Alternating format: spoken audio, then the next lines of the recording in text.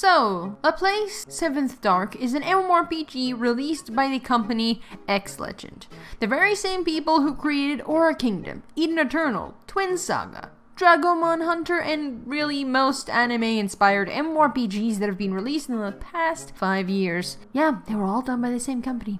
Shocker. I mean, you may have been able to tell based on the fact that they have the exact same graphical style, and they all relatively play the same. As I've played most of them, and yeah, I can attest to the fact that they play similarly. They all have a tab target combat system, cute graphics, auto-pathing, everything you would expect from X Legend. However, Laplace doesn't follow the exact same formula that all of the other games tend to use, as it has a more isometric camera angle and an action combat system. Also, do note that this is the only X Legend MMORPG thus far to not have an English release, as it's only available in Chinese or Japanese. Luckily, it's on Steam, making it very easy for me to be able to play this again.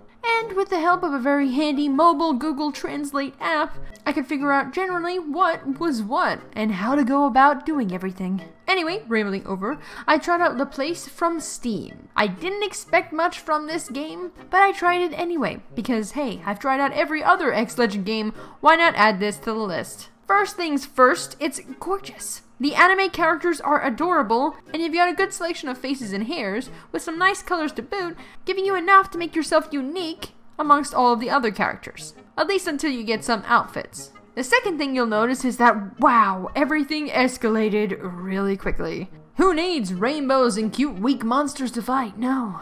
Let's fight a huge undead boss and his minions that take over your mind and body, turning you into a demon only to eventually die in some forgotten forest like this adorable tsundere girl that was helping us. Oh wait, here's the cute monsters. Never mind guys. False alarm. Laplace plays like you would expect from an isometric action MMORPG.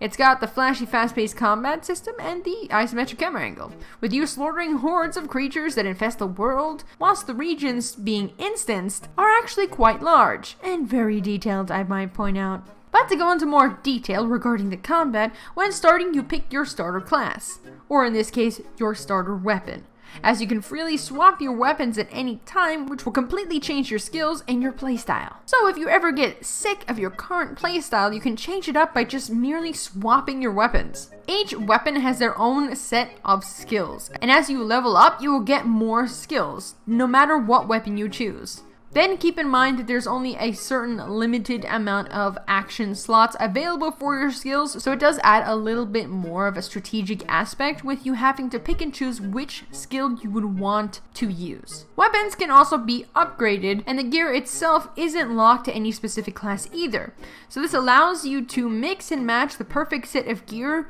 for whatever class you're aiming for and whatever weapon that class would use. Something that was actually shocking is the fact that it's rather populated with a good number of people playing it. It seems as though the only populated anime MMORPGs are the obscure ones these days. The towns were packed, and the regions themselves had patches of players popping up every now and again. Fighting creatures, leveling up, you know, the normal things people do when they're trying to level up and progress through a game. It's always nice to see an anime MMORPG filled with life. There's just so few nowadays, you gotta enjoy it while you can. Like most X Legend MMORPGs, gear doesn't change your appearance, only outfits, which is sad. When I get new gear, I always look forward to seeing what it looks like, and having gear not change what you look like is just a mega downer. Either way, outfits can be obtained via specific quests, dungeons, and of course the item mall. Where would we be without an item mall?